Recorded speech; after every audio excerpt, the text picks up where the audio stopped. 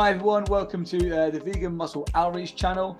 We're really excited today. We're really lucky to have Rory Cockshaw here with us. Rory's a Viva campaigner and has just absolutely smashed an interview with Jacob Rees-Mogg. So we're going to unpack it a little bit and find out a bit more about Rory. So thank you so much for being here today, Rory. It's awesome you being here. Thank you very much for having me. And well, I think the first thing that I think we should start with, let's find out if you're happy to share what was your vegan story, what made you vegan, and how you ended up with Viva doing what you do. Sure. My vegan story, it kind of starts in a place where I didn't really realize it was starting in the slightest. When I was in like sixth form, so I'm currently 22 years old. I'm basically a baby still. But I was in sixth form, I was like 16, 17, 18, and I was dating a girl who was a Muslim. And I grew up eating every meat going under the sun. And my girlfriend at the time, obviously being a Muslim, didn't eat pork. And I found that kind of interesting. I was like, oh, why pork and not say beef or chicken? Surely these are all like the same, like they're all animals, all of equal moral value. But I didn't think anything of it then for another year, 2 years, however long it was. And then I remember thinking back to that thought then and being like, hang on, I don't eat dogs or cats. This was like long after the relationship was over. I realized I don't eat dogs or cats just like she doesn't eat pigs. And it's like it's the same kind of inconsistency, but I was only willing to see it in somebody else and not see it in myself. I then started dating another girl who I make it sound like I'm some kind of player. I've dated like three people ever, but the second one just so happened to be a vegetarian. And so I was like, oh, she's a vegetarian. That sounds kind of cool and quirky and edgy, and maybe I could try some vegetarianism. So first I tried pescatarian for like a week, which essentially consisted of me cooking one big salmon and then cutting up the salmon and putting it in different meals for a week. And then I was like, well, that was a lot of effort. So now I'm just going to not do that. I'll just be vegetarian instead. And it was mostly kind of environmentally motivated, a little bit just because I was dating a vegetarian girl. And then the more I thought about it, once I kind of opened this door very slightly to the world of animal suffering and to the environment and everything, I was suddenly able to conceive of all of the problems with animal agriculture. Not all at once, but kind of slowly the door just opened more and more and more. And I just realized how awful this whole thing was that I've been subscribing to and paying to my entire life so far, and that all of my family unknowingly, unwittingly just kind of paid into as well. I didn't know any vegans pretty much at all until I went to university. And it was actually on the 25th of January 2020, so just over 3 and a bit years ago, that I actually committed to going fully vegan. Actually, at a talk by somebody called Alex O'Connor, or Cosmic Skeptic, who's obviously recently made waves by announcing he's no longer vegan, which is an interesting subject maybe for later. But it was actually a talk by him that made me vegan initially, and it just became more and more important for me. This whole vegan thing, I realized how many problems in the world it can solve, not just animal suffering, but the environment and nutritional problems. And like we can probably save the NHS, for example, in the UK by going more vegan and by preventing cancer and heart disease and diabetes and all these things. We can achieve food equity by having an efficient plant-based food system. So it became more important for me as time went on, and eventually I landed a job as a professional vegan with one of the UK's leading vegan campaigning charities, which is where I am now. Amazing. And that charity is Viva. It is Viva. Yeah. We love Viva. We do a lot of outreach at the weekends, and all of the Viva, the leaflets and all the bits and bobs that we use, they're just awesome. They're so informative. Yeah, they invite people in. They're so informative. Yeah, it's just absolutely brilliant. And I bet you're absolutely chuffed to bits to be working with them. That must be brilliant.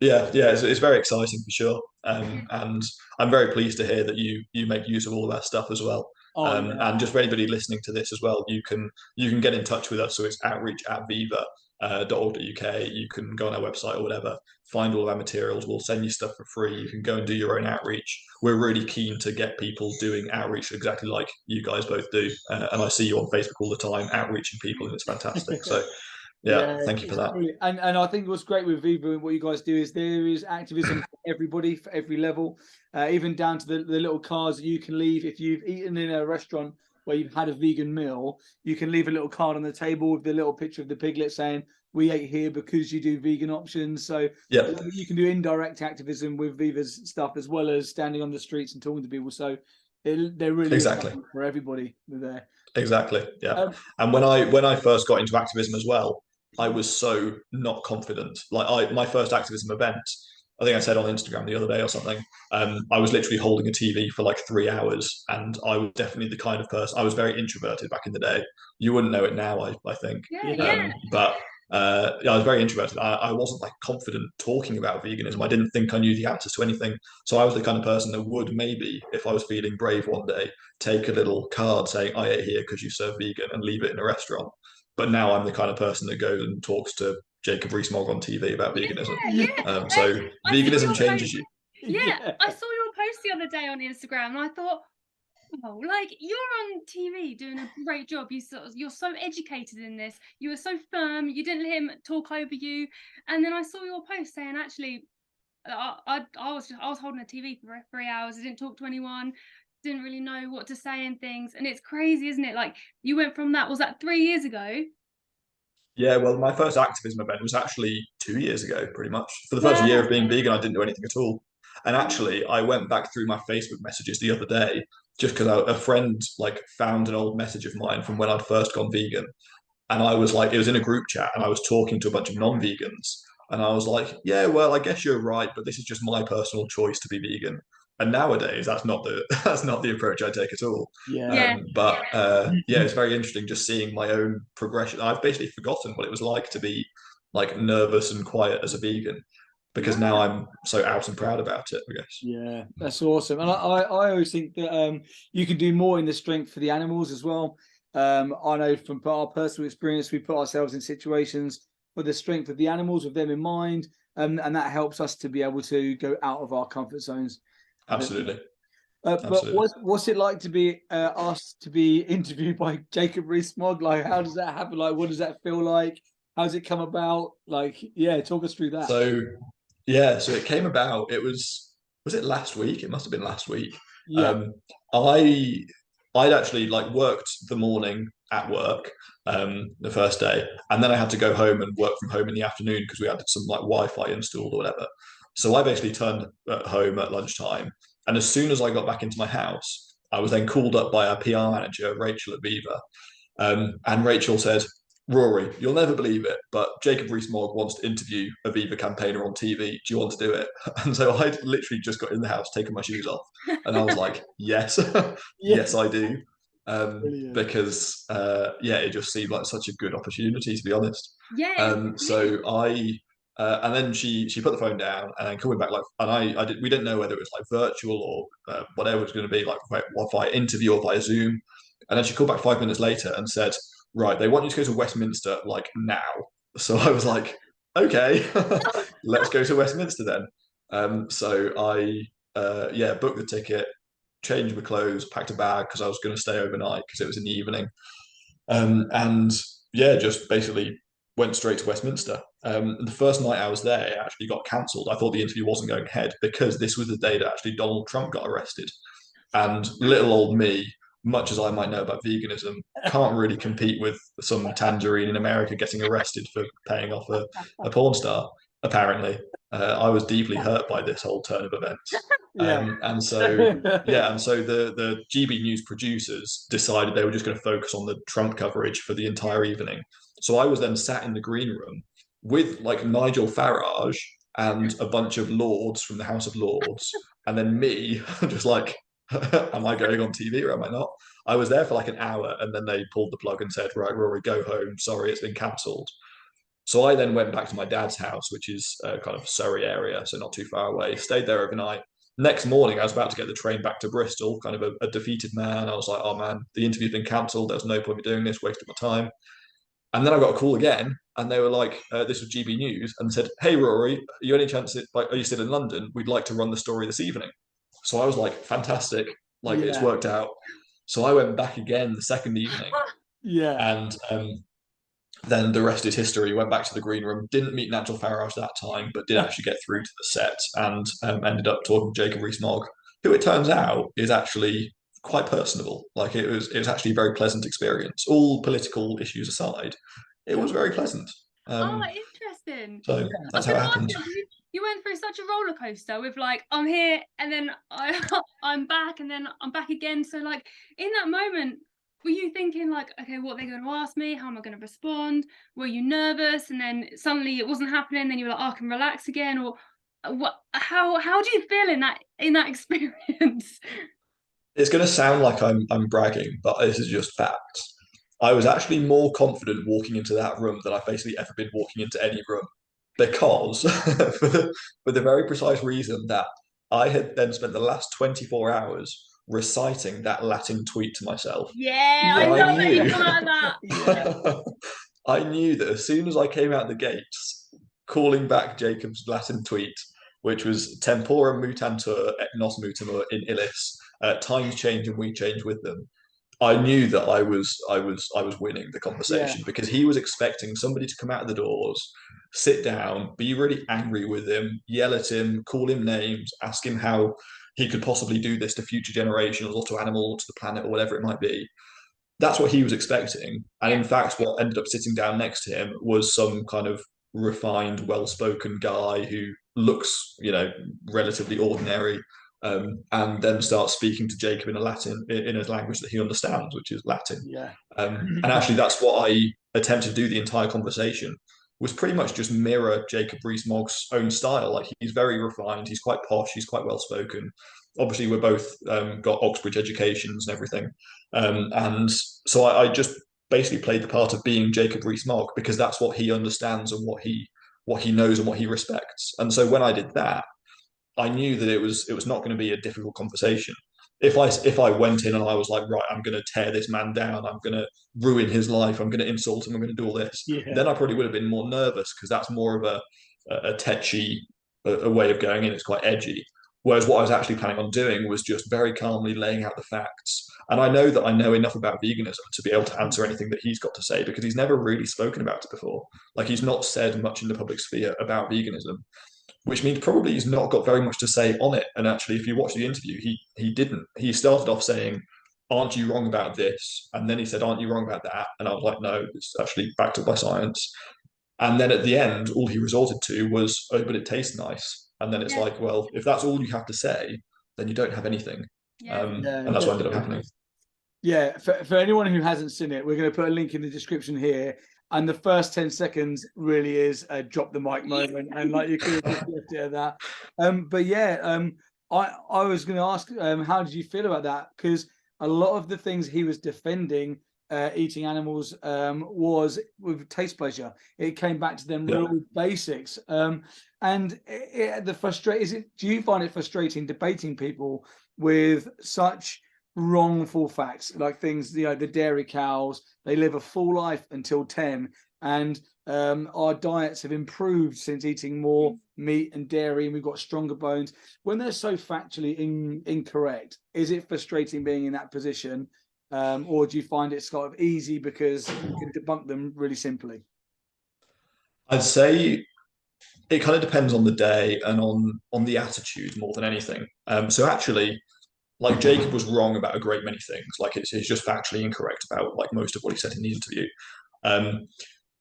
It depends though on the attitude that somebody takes. So if I'm just on the street outreaching to somebody, and pretty much everybody is wrong about most things they say, because most people simply aren't experts in anything. And it is the case for me in most topics. If I were to just give a lecture right now on, I don't know, like bodybuilding or whatever, I would be wrong about most things that I said, because I don't know that much about it fundamentally. But having a conversation with somebody, it's not necessarily frustrating that they're wrong. It's frustrating the attitudes that they take. And actually, Jacob seemed quite forgiving almost in his own capacity to be wrong. Like, he said, "Aren't you wrong about this?" And I said, "No, for this reason, this reason, and this reason." And then he was like, "Okay, let's move on to the next thing," rather than trying to fight the same ground where he was just blatantly wrong. When they then resort back to, "Oh, but I like the taste," obviously that's when basically the interview cut off, because they had to cut off. And actually, interestingly, he said to me afterwards that they only cut off the interview because the producers, sorry, were really like yelling in his ear saying, "We've run out of time, please move on to the next thing." He actually extended it by like a minute or two more than the slot was meant to be, because he enjoyed the conversation so much, which is just an interesting fact that Yeah, and I think that's because I went out the gates and was quite friendly and quite amenable and quite Jacob Rees-Moggish myself. Yeah. Yeah. But anyway, so until he got to that point where it was just, oh, but I like the taste. It's not really frustrating. It's just, you're wrong and here's why, and it's a friendly explanation as to why. If he kept on fighting the same corner where he was just blatantly wrong, that would be potentially frustrating.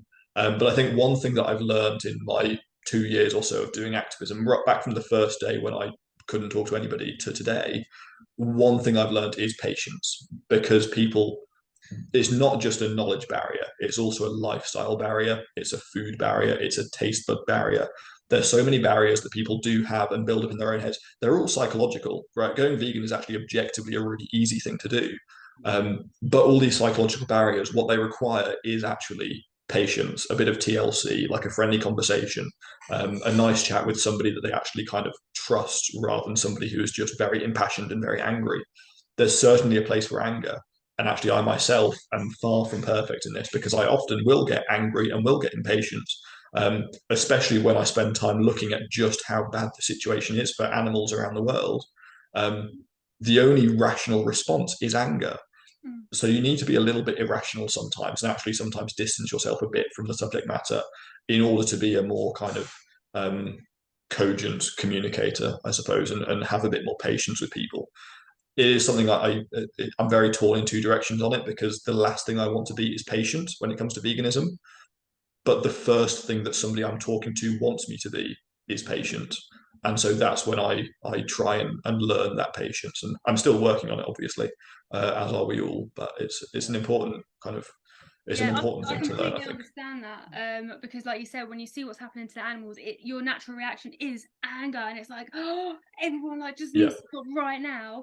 But you're right, you won't get through to people if you're like, you do this and you do that, because I also used to pay into this as well, and I need someone who would have said, hey Mel, do you know actually what's going on here, and look, have you seen this and done this, and you can actually not contribute to this anymore by doing this. Yeah, you need to be patient and just kind of like, not like finger pointing or anything to start with. Everyone has an opportunity to learn and to be educated, because this is all happening behind closed doors. We've all been lied to, really, with everything that's going on. So yeah, I think you put it perfectly. I think you explained it perfectly. And having the ability and the skills to become that personality chameleon, to know who you're talking to and to blend into that environment, to articulate your point the most effective it can be, would be the most effective for liberating the animals and causing them to see what we're trying to show them. So I think you put it perfectly, and it definitely comes across that way in the interview. It was brilliant. I'm pleased. It's something that I have thought a lot about. So veganism is kind of such almost an obvious moral and logical conclusion, where just avoid causing unnecessary harm. That's really all it is. Like, avoid violating rights, avoid causing harm as far as possible and practicable, right? It's such an obvious conclusion that actually it fits into basically every worldview. Like, if Jacob Rees-Mogg were to sit down with his current set of values, which are largely kind of libertarian, right-wing capitalist, whatever, but largely based on simply freedom. He thinks that the government shouldn't mandate people as to what they should be doing with their lives. And so we shouldn't have high taxes, we shouldn't have high regulations, blah, blah, blah. And we can pick whatever problems we like with that, but that's his set of values. Now, if he were to sit down today and think, well, where does this lead me? If I were to follow through my values logically, actually they would end up also at veganism, I believe, because he would realize, oh, wait, these are sentient beings. What right do I have to mandate that they die for my taste pleasure? No, this is following on from Mogg's own kind of self-professed set of values. And actually, pretty much anybody can do this, unless you are really genuinely a psychopath or an egotist who just believes that whatever you want to do is the right thing to do.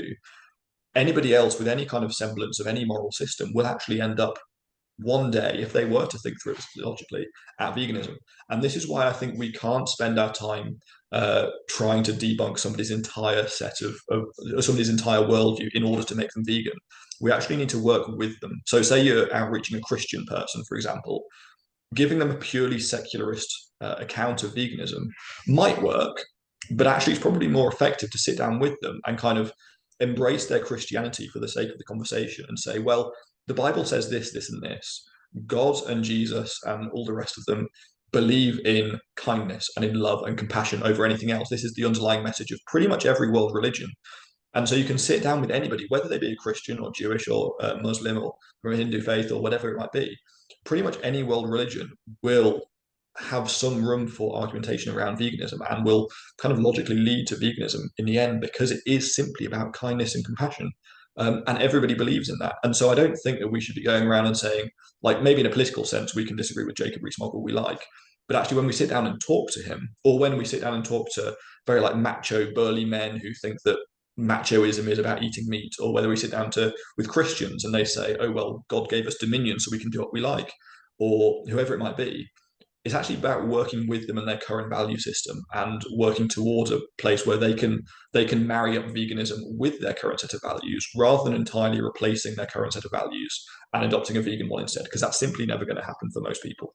I think that's perfectly put. That's really powerful, and yeah, I think you put that really, really well. One thing that another question that I would like to ask you, talking of talking to people and being active, what would your advice be to someone who currently may be vegan, but is struggling to find their voice to talk to people? What would be your advice for that person? Sure. Do what I did. So my first activism event, I literally just observed. So going to something like a Cube of Truth, or those kind of like Anonymous for the Voiceless, whatever it might be, just stand there and just like, you don't even have to hold a TV. You can actually go along and not even tell the activists that you're taking part. Just go and like stand near, go on your phone or call somebody or whatever, or sit on the other side of the street and just kind of watch what's going on and see what activism is like on the ground, because it's not as scary as you probably think that it is. Then go and take part in a very kind of non-confrontational, even like non-communicative way, like I did my first time. Just hold a TV, or just, hand out free food, or hold the leaflets or whatever, or make sure the table doesn't blow away. Do something really basic and just kind of surround yourself a little bit in this bubble of activism. Also go and learn, educate yourself, and make sure you know at least the rough arguments around veganism. And actually, they're not very simple, because most conversations can be brought back to the same kind of topics. And as I said before, most people already agree on most of what veganism says. Like, it's not actually a controversial set of ideas that we should be minimizing suffering wherever we can. Most people would say this is a good thing. They just don't make the connection between that and veganism. So learn that one very simple argument about just simply minimize suffering or minimize rights violations. And also learn about, how to talk about recipes and things. I always have almost like a formula that I follow with quite a lot of people that I interact with. And the formula starts with small talk, just get to know them a little bit, spend 2 minutes, learn about them, where they're from, what they're studying, or what they do for work, and maybe find some common ground with them. And that makes the conversation easier on both sides then, once you've done the small talk. And then ask them, what do you think about veganism? Is it a good thing, a bad thing, or a neutral thing?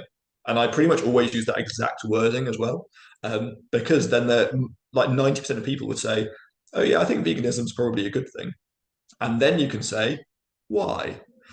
And then you put the other person in the position of arguing for veganism. And once you've started off the conversation with that person saying, well, this is why it's a good thing. Like, I've heard it's really good for the planet, or I've heard it's, vegans are healthy people. Because actually a lot of people do think vegans are healthy, and they are correct.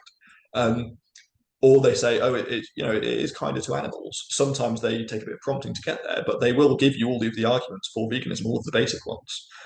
And then you say, well, what is your like hurdle that you need to cross, or have you ever considered it for yourself, or what's the barriers to veganism that you think? If you think it's a good thing, why aren't you quite there yet? In a very supportive way. And then I'll say, oh, I think it's very expensive, or I think it's difficult, or I've never had the energy all the time, or I have this dietary requirement, or I think I can't get enough protein.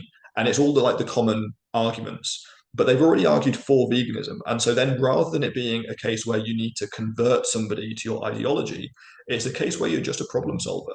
Once you are just a problem solver, the conversation becomes incredibly easy, because this person almost wants you to solve their problem for them, because it's a barrier in their life to something that they think is a good thing. And they've admitted that already. And so this is after like thousands of conversations that I've had.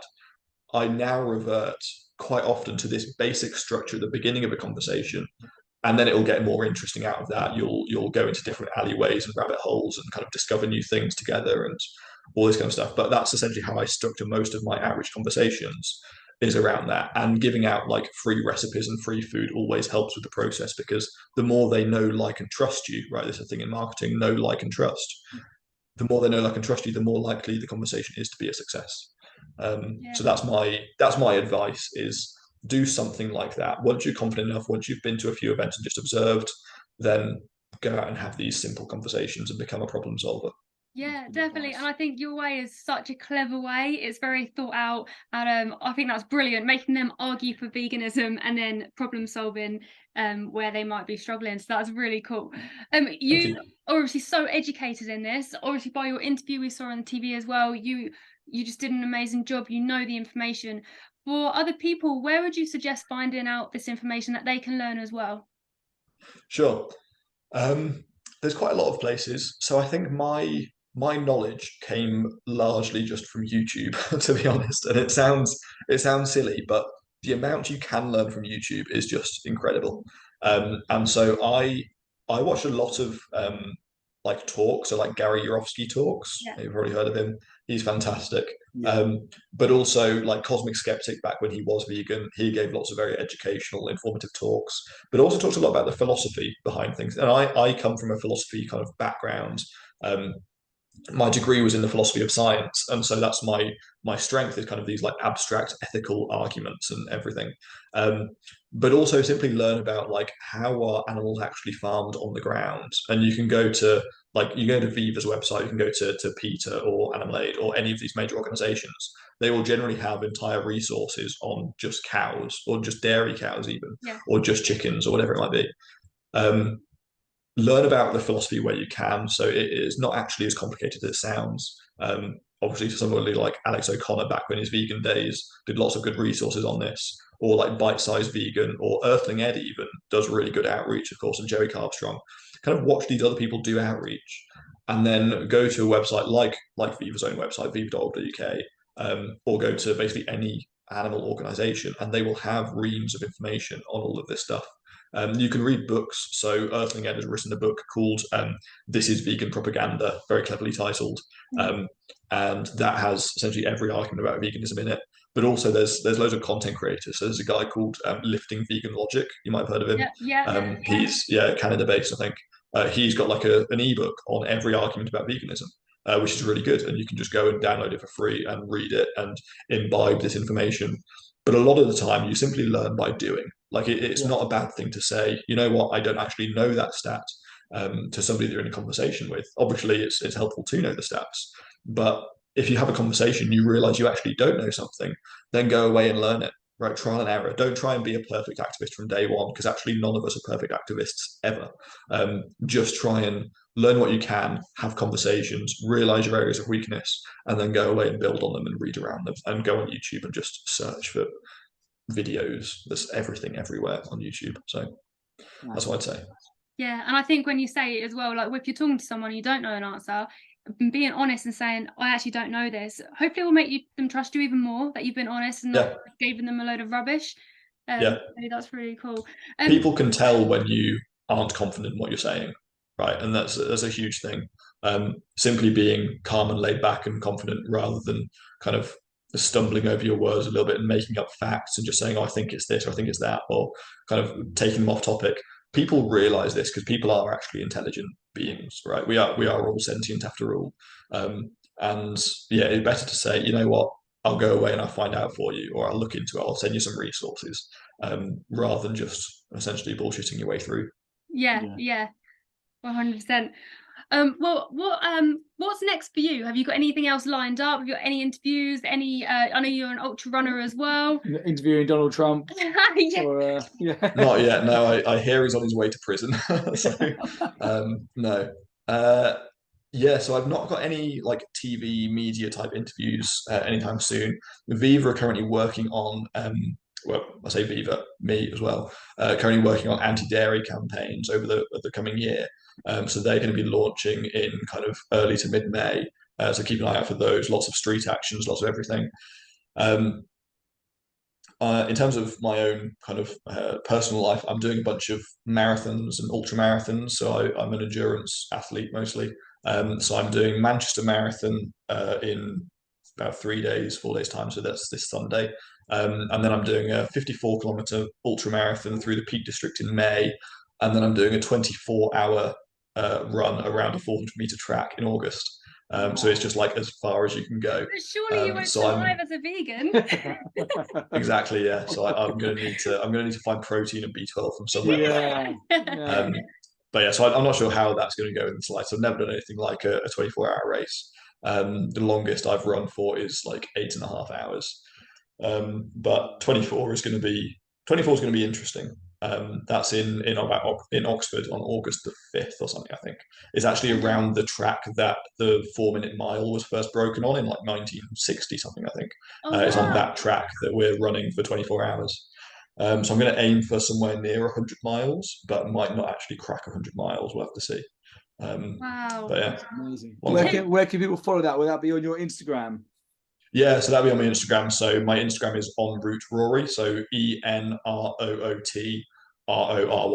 That's me on Insta.